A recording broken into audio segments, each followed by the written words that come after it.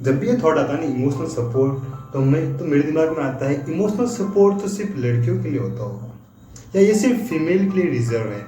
ये जेंट्स के लिए या बॉयज़ के लिए तो ये वैलिड नहीं है, क्योंकि हम मानते हैं कि इमोशनल का सारा ठेका तो हमने वुमेन्स को दे रखा है। और सही बात कहूँ तो काफ़ी हद तक ये सही भी है, because the womens are more sensible than us. But एक बात हम भूल जाते हैं कि हमें भी इमोशनल सपोर्ट चाहिए होता है। बट मोस्ट ऑफ टाइम जब हम अपने कॉलेज में या स्कूल में होते हैं तो हमें इसकी वैल्यू पता नहीं चलती है, लेकिन जब हम बैक टू बैक फेलियर का सामना करते हैं नहीं, तब हमें ऐसे एक एहसास होता है कि there are none persons with me, जिससे मैं अपने दिल की बात, अपने इमोशन को कह सकता हूँ। और वो पॉइंट एक ऐसा पॉइंट होता है, अगर वहाँ पर आपको कोई ऐसा बंदा या ऐसा कोई पर्सन आपको मिल जाता है तो आपकी लाइफ पूरी तरीके से बदल जाएगी। आपको एक लाइफ का एक नया डायरेक्शन मिल सकता है। लेकिन अगर उस पॉइंट पे अगर आपको ऐसा कोई इंसान नहीं मिला है या नहीं बनाए हैं आपने अब तक, तो आपको उस टाइम कोई भी बचाने वाला नहीं होगा। It's mean your future will be destroyed in the soon. तो क्या कर सकते हैं अब? अगर मैं आपसे ये पूछूं दिल से, ऑनेस्ट रहना, मुझे एक बात का जवाब दो कि आपके पास अब ऐसे कितने लोग हैं जो आपको इमोशनली सपोर्ट करने के लिए रेडी हैं,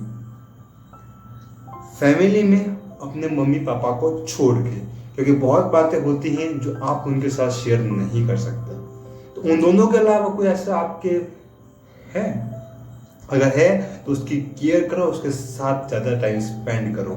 अगर नहीं है तो आज से ही उस पर्सन को ढूंढना शुरू कर दो और देखो कि कौन ऐसा पर्सन है जो आपके लिए एक इमोशनल सपोर्ट, एक इमोशनल वॉरियर की तरह आपके साथ रहने के लिए तैयार है। उस पर्सन को चूज करना आपकी रिस्पॉन्सिबिलिटी है, क्योंकि वो हर वक्त आपको सपोर्ट करेगा, हर वक्त आपका केयर करेगा, आपको बताएगा आपका गलत हो, आपका सही हो, आप कैसे आगे मोटिवेट कर सकता है, हर एक चीज़ वो इमोशनल पर्सन आपको बताएगा। बहुत बार जब मैं भी अपने डाउन फेज में होता है, जब मुझे लगता है कि यार सब कुछ खत्म हो चुका, मेरे पास कुछ नहीं है, इतने साल की मेहनत सारी वेस्ट चली गई, अब लग रहा है कि लाइफ द एंड है। ये मेरी लाइफ की स्टोरी नहीं है, सबकी स्टोरी यही है। सबको एक पॉइंट के बाद लगता है कि उसकी लाइफ खत्म हो चुकी है, अब उसके पास कुछ बचा ही नहीं कुछ करने के लिए, नहीं किसी को कुछ बताने के लिए। और यही कंडीशन होती है। तो most of time peoples think that their life is just hell. They attempt to suicide. That is the crucial things, but that is the reality. Because वो एक समय ऐसा होता है जब आप चाहते हो कि आपको कोई एक मतलब ऐसा बंदा होना चाहिए जो आपके सबसे डाउन फील्ड में आप चल रहे हो, फिर भी आपको आगे कहे कि ये बुरा समय है, it will pass on. Just a word आपको एक होप दे देता है कि चलो हाँ, कोई तो पर्सन है जो आपको ऐसा कह रहा है। तो मैं अपने फेलियर में बैक टू बैक एग्जाम मैं बता चुका ऑलरेडी कि मैं कंपटीशन एग्जाम की तैयारी कर रहा हूँ। तो वहाँ पर बैक टू बैक फेलियर आते हैं कि कई नंबर्स नहीं आ रहे हैं, काफ़ी टाइम पढ़ाई करने के बाद भी रिजल्ट इतना आउटकम इतना फेवरेबल नहीं आ रहा है, बैक टू बैक रिजेक्शन मिलते जा रहे हैं। तो वो डर एक बना रहता है, क्या मैं सही दिशा में पढ़ाई कर रहा हूँ, क्या मैं सही पढ़ रहा हूँ, क्या मुझे रिजल्ट मिलेगा, क्या मेरे नसीब में लिखा हुआ है, या मैं इसके काबिल नहीं हूँ। ऐसे कई सारे सेल्फ सैबोटाज एंड सेल्फ हो जाते हैं। मेरे पास ऐसे 2 या 3 दोस्त हैं जिनसे मैं दिल खोल के बता देता हूँ कि क्या हो रहा है, क्या नहीं हो रहा है, कहाँ तक प्रोग्रेस हुई, कितना बुरा टाइम चल रहा है। और वापस से बैक में जब चाहते हैं ना सपोर्ट के लिए, फिर वो कहते हैं तूने अब तक इतना सारा किया है, ये क्या है, यहाँ तक पहुँचा है तू, और आगे कर सकता है, थोड़ा एफर्ट लगा दे, तू कर सकता है। मुझे अपने पास जो भी मैंने किया है उन सबको याद दिलाते हैं कि विक्ट्रीज की तूने ये विक्ट्रीज की हैं। तो उससे लगता है कि हाँ यार, इतना बुरा भी नहीं था जो गया जो समय, और ये जो है और मैंने कुछ किया है, एटलीस्ट कम से कम ये तो को बताने वाला होना चाहिए नहीं अपने हमारी लाइफ में। मोस्ट ऑफ टाइम नहीं होता है, लोगों की लाइफ में कोई नहीं कहने वाला होता है कि आपने अपनी लाइफ में अच्छा किया अब तक। मेरे नोन में ऐसे एक पर्सन है, उनकी सिस्टर एक डॉक्टर है, और उसकी छोटी बहन को जब वो ज़्यादा मतलब कंपटीशन की तैयारी करे वो भी, लेकिन जब उसको ज़्यादा डिमोटिवेशन होता है तो अपनी बहन से बात करते तो बहन उसको हमेशा ये कहती है कि तुझसे नहीं हो पाएगा, तू नहीं कर पाएगी। तो जब ये सोचो, जब आपके घर में ही आया, आपके आसपास वाले लोग ही आपको मोटिवेट नहीं करे, आपके फेवर में कोई बात नहीं करे, तो आप कैसे सोच सकते हो कि जब आप इमोशनल आपकी हालत खराब हो चुकी है और उस समय एक ऐसे पर्सन की जरूरत होती ही है, अगर नहीं है तो उस टाइम काफ़ी क्रूशियल होगा। उस समय काफ़ी लोग डिप्रेशन में चले जाते हैं। डिप्रेशन का रीज़न यही है कि मोस्ट ऑफ टाइम हम सोचते हैं कि डिप्रेशन क्या होता है, लेट अस से ओनली कुछ नहीं। डिप्रेशन सिर्फ एक मेंटल स्टेट है, वो स्टेट जहाँ पे आपको कुछ पता नहीं चलता आपको क्या करना सही है, क्या करना सही नहीं है। आपको सिर्फ हर चीज़ में बुराई दिखती है। आप भी तो आने वाले समय में डिप्रेशन का शिकार हो सकते हैं, दैट इज द रियलिटी, और हर कोई होता ही है। बट आप उसमें कितने देर तक रहोगे ये डिपेंड करता है कि आपके पास कितना अच्छा इमोशनल सपोर्ट है। जितना ज़्यादा इमोशनल सपोर्ट आपका अच्छा होगा नहीं, आप डिप्रेशन में कम समय में रहकर उससे ओवरकम हो सकते हो। अदरवाइज वो डिप्रेशन का फेज बहुत बहुत खराब होता है। उसमें आपके मेडिकल ट्रीटमेंट अलग चलेंगे, सब कुछ चलेगा। तो एंड ऑफ द मोटो इस वीडियो का यही है कि मैं आपको एक अवेयरनेस दे रहा हूँ कि अगर अब तक आपके पास कोई भी अगर इमोशनल सपोर्ट नहीं है तो प्लीज़ इमोशनल सपोर्ट बना लो। इमोशनल सपोर्ट बनाने से पहले मैं कुछ पॉइंट बता देता हूँ जो आपको काम में दिमाग पर रखना है कि ये पॉइंट आगे वाले पर्सन में होने चाहिए, जिसकी वजह से वो आपके एक अच्छा इमोशनल सपोर्ट हो सकता है। बिकॉज अगर आप ये सोच के अब आप अपने दिल की बात है, कुछ भी बात है तो उसको बता दोगे, और अगर वो उस बातों का मिसप्ल्यूट करके या कुछ बातों को उल्टा पुल्टा करके किसी और के या आपका मिसयूज करने लग जाए तो वो वर्थ इट नहीं होगा। तो पहली बात, जब भी आप किसी ऐसे पर्सन को चूज करो कि हाँ कि ये मेरा इमोशनल पर्सन बनने वाला है, तो पहली चीज़ उसमें वो क्वालिटी होनी चाहिए कि वो आपको हर बात को बिना जज के समझे और हर बार आपको पॉजिटिव सपोर्ट करे। भले आप कितनी भी नेगेटिव कंडीशन में क्यों ना चले जा, आपको अपने पास विक्ट्री याद दिलाए कि तुमने ये किया, तुम्हारा तो ये किया, तुमने इतनी कैपेबिलिटी है, तुम कर सकते हो, तुम्हारा आगे एम्बिशन बढ़े, तुम्हारे गोल्स बढ़े, तुम्हारे डेडिकेशन है, तुम्हें डिसिप्लिन से सारे तुम्हारा पॉजिटिव एक्सपेक्ट तुम्हें उस समय याद दिलाए, तुम्हारे साथ फेथ रखे। थर्ड पॉइंट, तुम्हारे अंदर फेथ रखे, तुम्हें फेथ दिलाए कि तू कर सकता है, और तुम्हें बार बार ये याद दिलाए कि तुम्हारे में कैपेबिलिटी है, तुम्हारे में पोटेंशियल है, तू कर सकता है, यू कैन डू इट, मैं तेरे साथ हूँ, तू अच्छा काम कर सकता है, और बेटर कर सकता है, तू करेगा, तू निकाल सकता है, तू कर सकता है, यू आर कैपेबल, वो पर्सन कहने वाला होना चाहिए। और दूसरा, आपके इमोशन की केयर करें। ऐसा नहीं कि आपने जो भी थे इमोशन उसको बता दिया और फिर वो वही इमोशन को किसी और को बता रहा है, फिर वहाँ पे आपकी इमोशन की धज्जियाँ उड़ रही हैं। तो ऐसे लोगों के साथ इमोशनली कनेक्ट नहीं होना है, उनके साथ इमोशनली नहीं घुलना है।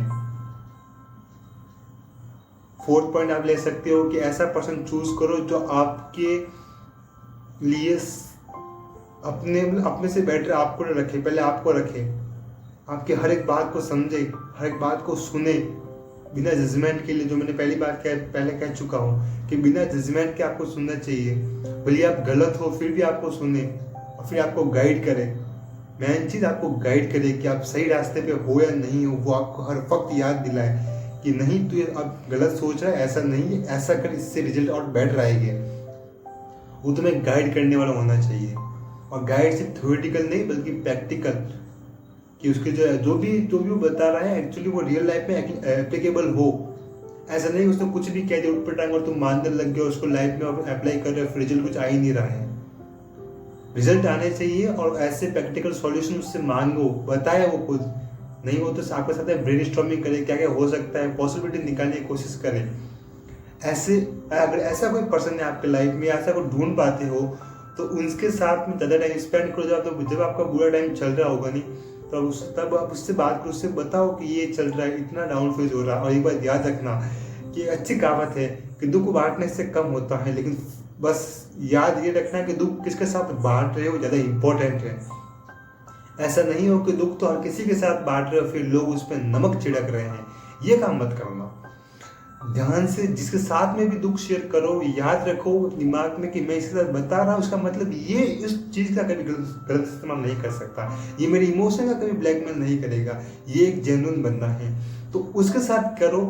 लाइफ तुम्हारी पूरी तरीके से टर्न ओवर हो सकती है, और होगी जरूर, क्योंकि ऐसे जो लोग होते हैं काफ़ी कम लोग होते हैं, और जो ऐसे लोग अगर तुम्हारी लाइफ में है अभी, जरूर नहीं कि वो कोई पर्सन कोई आपके स्कूल का हो, कोई भी हो सकता है, चाहे तो स्कूल का हो, कॉलेज का हो, या फिर गर्लफ्रेंड हो, बॉयफ्रेंड, कुछ भी हो सकता, जो भी हो सकता है।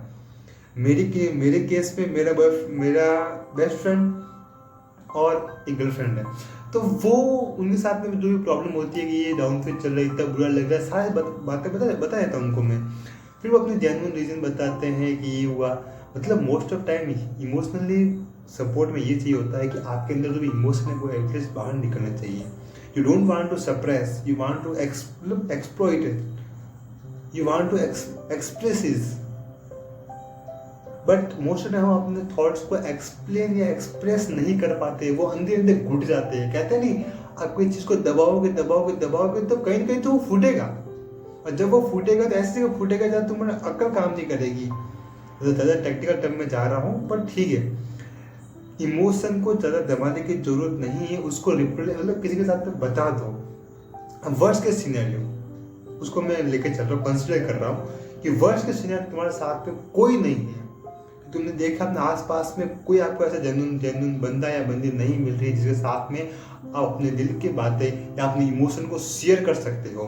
तो one of the best example है, one of the best way, जो मेरे बेस्ट स्कूल की बेस्ट फ्रेंड ने बताया था, जो आपको अपनी लाइफ पे करती थी, जो मैं आपके साथ शेयर कर सकता हूँ। कुछ नहीं करना है, एक पेज लेना है, ब्लैंक पेज, उस पर अपने सारे फीलिंग जो फील कर रहे, जो थॉट्स आ रहे हैं, जो बुरा लग रहा है, अच्छा लग रहा है, लिख दो। फिर उसको फाड़ो, माचिस लो, पेज को जला दो।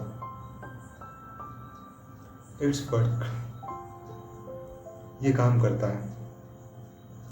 उसकी लाइफ में जब हम स्कूल लाइफ में थे, वो हमेशा कहते थे जब भी उसको बुरा लगता है कि कुछ दिमाग में बहुत कुछ चल रहा है, पता नहीं चल रहा, मतलब उसके साथ में कोई नहीं था पर्सन जिसके साथ में वो अपनी दिल की बात कर सकती थी, वो ऐसे करती थी। मैंने कहा इससे क्या होता है, तो कहता कि इससे होता कुछ नहीं है, तो माइंड में इतनी भसड़ मची होती है नहीं, वो सारी निकल जाती है पेज पे, उसके बाद एक सुकून महसूस होता है। वो सुकून उससे आगे ड्राइव करता है, आगे को सही दिशा में सोचने के लिए मजबूर कर लेता है। क्योंकि जब आपके पास खाली समय होगा, तो अगर दिमाग शांत होगा, तभी आप अच्छे आइडियाज, अच्छे डायरेक्शन सोच पाओगे। तो मुझे उसका आइडिया काफ़ी अच्छा लगा था। लेकिन बताओ, मैंने इसको रियल लाइफ बताओ तो मैंने उसको क्या बोलते हैं उसको एक्सपीरियंस नहीं किया है, मैंने इसको अप्लाई नहीं किया है, क्योंकि मेरे लाइफ में already persons by the grace of God हैं, जिनके साथ में मैं अपने दिल की बात डायरेक्टली शेयर कर पा रहा हूँ अब तक। तो हाँ, आप चाहे तो जर्नलिंग कर सकते हैं, journaling is the better options. But अगर नहीं है कोई पर्सन और आप चाहते हैं कि आपकी फीलिंग को कोई ना पढ़े, ना सुने, ना समझे, तो कुछ एक पेज में लिख दो और अपने आप के लिए एक इमेजिनरी पर्सन बना लो। ज़्यादा डीप हो रहा है, ज़्यादा डीप हो जाएगा, फिर भी सुन लो, अगर काम आ जाए तो क्या पता।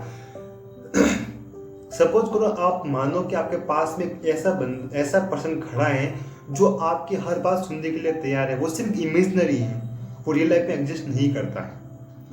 उसको आप दिल की बात सारी बता दो, शुरुआत में लगेगी कि पागलपन है, लेकिन सच बात बताओ, दुनिया पागलपन से ही बदली है। अगर दुनिया में कोई पागलपन नहीं होता नहीं, तो आज जो भी आप देख रहे हो आसपास में, वो चीज़ें एग्जिस्ट नहीं करती। किसी का तो सपना रहा होगा, किसी ने तो अपने आप से कहा होगा कि ऐसा नहीं, ऐसा हो सकता है। साइंटिस्ट की हर एक डिस्कवरी भी उसी से हुई नहीं, वो भी अपने आप से सेल्फ टॉक करता रहता है, नहीं अपने आप से बातें करता रहता है। तो यही तो मैं कह रहा हूँ कि अगर तो आपके पास कोई पर्सन नहीं है, फर्स्ट के सिनेरियो में बात कर रहा हूँ, तो आप अपने खुद से बात करो, खुद से एक इमेजिनरी पर्सन क्रिएट कर लो, उससे बात करो, उससे कहो कि ये दिक्कत चल रही है, ये प्रॉब्लम चल रही है, अपनी बातें शेयर कर लो उसके साथ में। शुरुआत में लगेगा क्या नौटंकी चल रही है, क्या ऐसा बकवास चल रहा है, बिलीव करो 7-8 दिन करके देखो, इतना रिलैक्स फील होगा, इतना रिलैक्स कि तुम्हें अब तक बिलीव नहीं होगा कि हाँ इतना रिलैक्स फील हो सकता है। तुम्हें कोई मेडिसिन लेने की जरूरत नहीं, कुछ लेने की जरूरत नहीं, सिर्फ एक चीज़ करनी है, अपने इमोशन को दबाने की बजाय एक्सप्रेस करो। एक लिमिट तक दबाना ठीक है, एक लिमिट के बाद वो उसके साइड इफेक्ट आपके बॉडी में दिखने लग जाएंगे। तो please I request to you, अगली बार जब भी डाउन फेज आए उससे पहले अपने आसपास ऐसे लोगों को ढूंढना शुरू कर दो, या ऐसे एक दो दोस्त रखो जिससे आप इमोशनली उसको पूरी बातें कह सकते हो, और वो बिना जज के, बिना किसी आपके थॉट्स के, आपके इमोशन को मिसयूज करके आपकी बातें सुने और आपको सही तरीके से गाइड कर सकता है। कंपटीशन लाइफ में ये चीज़ें बहुत ज़रूरी होती हैं। ये जो की एलिमेंट होते हैं जो आपको सक्सेस देने में आगे काम आएंगे। तो आई होप इस वीडियो से ज़्यादा क्लियरिटी मिली होगी आपको कि एक इमोशनली कोई पर्सन होना बुरी बात नहीं, और ऐसे भी लड़कियों के लिए रीज़न नहीं है या फीमेल के लिए रीज़न नहीं है। इसकी ज़रूरत हर एक पर्सन को होती है, और ख़ासकर लड़कियां रो के अपना दर्द बता देती हैं और बोल के किसी को बता देती हैं, लेकिन लड़के नहीं बता पाते। That is the truth, because I also face that phase.